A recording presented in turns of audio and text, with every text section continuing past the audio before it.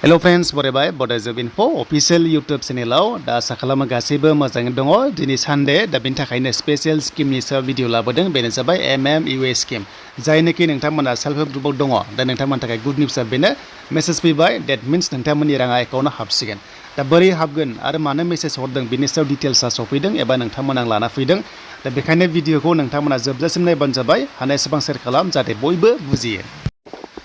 दा फार्स्टआवनो जों अफिसियेल साइडआव फैग्रोबाय बेनो जाबाय SRLM मानोना बेनिफ्रायसो ग्रुपनि खामानिखौ मावनाय जायो। SRLM होनोबा बे थायो ब्लक अफिसाव नोंथांमोना मिथिखागौ जे ग्रुपनि खामानि जायो जेरावहाय नोंथांमोननि जायफ्रानोखि VO दङ CLF दङ बेयाव थांनानै माखासे खामानिखौ मावो ग्रुपनिखौहाय आरो बे अफिसाव ब्लक कोअर्डिनेटर बेनिफ्राय YP पोस्ट BPM DPM थायो बेनिफ्राय कन्ट्रल खालामनाय जायो जेसेबांनो ग्रुप्स दङ। दा बेखायनो जोंनि फर्म साबमिटआ बेयावनो खालामदोंमोन आरो बेनिफ्रायनो भेरिफिकेसन खालामनाय जागोन आरो खालामगासिनो दङ। बेखायनो नोंथांमोनाव मेसेज फैदों आरो बे मेसेजआ मानि थाखाय फैदों जों डिसकास खालामगोन। दा बेनिफ्राय नोंथांमोना जेबो गिनांगौ गैया जायना मेसेज फैदों आरो फैयाखै डिटेल्सखौ मोनलांबाय थागोन। स' भिडिअखौ नोंथांमोना जोबजासिम नाय अब्लानो बुजिगोन। दा MMUa स्किमनि नोंथांमोननि राङा हाबथारसिगोन। दा मानि थाखाय मेसेज हरदों बेखौनो नोंथांमोनजोंहाय शेयार खालामगोन जाहाथे रावबो जेबो गिया। दा फार्स्टआव 10,000 रांखौहाय नोंथांमोननि एकाउन्टआव सोगोन एन्ड बेखौ सोनाय लोगो लोगो मोजां खामानि मावबाथाय सेकेन्ड किस्तिखौहाय नोंथांमोना सोनाय जाबावगोन। बेनो जाबाय MMUa स्किमनि आन्दाराव 25,000 गासै सासेयाव 35,000 मोनगोन। बेनि गेजेरावहाय नोंथांमोना 25,000 मोनबावगोन नालाय सेकेन्ड किस्तियावहाय बेखौहाय 50% नोंथांमोना बेंकनो थाइसेबो सुद गैयालासे नोंथांमोना हरफिननांगोन। नाथाय बिनि सिगां नोंथांमोननि एकाउन्टआव थाबैनो 10,000 राङा हाबसिगोन आरो माब्ला हाबगोन बेनि सायावबो डेट फोसावदोंमोन CMआहाय। दा बेखौ जोबनायथिं बुंगासिनो दङ। भिडिअखौल' नोंथांमोना नायबानो जाबाय एन्ड बुजिबानो जाबाय।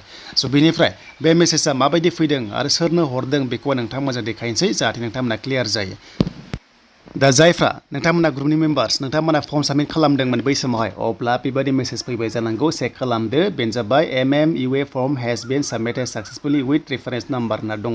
बे नाम्बारखौ आं एसे ब्लार खालामबाय मानोना बे मोनसे आइडि नालाय बेयाव देखायनो हाया। स' बेनिफ्राय आरोबाव मोनसे लिरबावदों गाहायाव आइडि नाम्बार दङ बेनिफ्राय फार्दार भेरिफिकेसन दङ। डेट मिन्स माने माखासे जाबावनो गोनां भेरिफिकेसन दंबावो एबा प्रसेसर दंबावो। दा फार्स्टनियाथ' फर्मआ साक्सेसफुलि साबमिट जाबाय जेबो टेनसन गैला नोंथांमोना एक्सेप्ट जाखाबाय साबमिट जाबाय। डेट मिन्स नोङो रांखौ मोनखासिगोन। स' बेनिफ्राय जास्ट मोननैसोल' भेरिफिकेसन दंबावो बेखौहाय अफिसनिफ्राय मावनाय जागोन। जेरै बिथां CMआ बुंदोंमोन जे माखासे भेरिफिकेसन दङ बेखौ जेबो गिनांगौ गैया। बेनो जाबाय न'खराव नोंथांमोना साबेसे गथ' गथाय दंमारो बेखौसो नायगोन नाथाय नोंथांमोना रांखौ मोनखागोन होनना बुंदों। अके स' बिनिफ्राय ओरै मोनसे बाथ्रा जायफ्रानोखि लन लानानै जेबो माने सुखुवाखैमोन बै समावहाय माने बाउन्स जाबाय थाबाय थ' बिथांमोनासो एसे प्रब्लेमा थानो हागौ एबा रेकर्डआ गाज्रि थायो नालाय बेखायनो एसे भेरिफिकेसन जागोन। नाथाय जायफ्रा सिगां एसेबो लन लाफेराखै एबा लन लादोंमोन नाथाय सुखुगासिनो दङ जेबो प्रब्लेम गैया नोंथांमोना। स' बेनिफ्राय बे रांखौहाय नोंथांमोना फार्स्टआव मोनगोन 10,000 आरो बेखौहाय बुंदों 15 एबा 15 आगष्टनि सिगां एकाउन्टआव सोगोन होनना बुंदों। जायखिजाया समावनो फुं जा मोना जा नोंथांमोननि एकाउन्टआव सोगोन होननानै बिथांमोना बुंगासिनो दङ। स' बेखायनो इलेक्सन रिजाल्टआ 4 जुनाव मोनगोन। सरकाराव सोर फैयो फैया खोथा गैया मानोना बे स्किमा आसामनिसो नालाय बेखायनो नोंथांमोना मोनखागोन। नाथाय मोनसे बाथ्रा जे आंनाव मेसेज फैयाखै होननानै गिनाङा।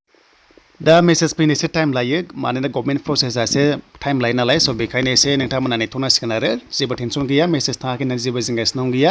लासै लासै खामानिया जाबाय थागोन आरो नोंथांमोननि एकाउन्टआव राङा टाइम जायोबा हाबनाय जागोन। दा बेनोमोन MMUa स्किम एबा जायनाखि नोंथांमोननि सेल्फ हेल्प ग्रुपआव दङ नोंथांमोना रांखौ मोननो थांगासिनो दङ टेनसन गैला।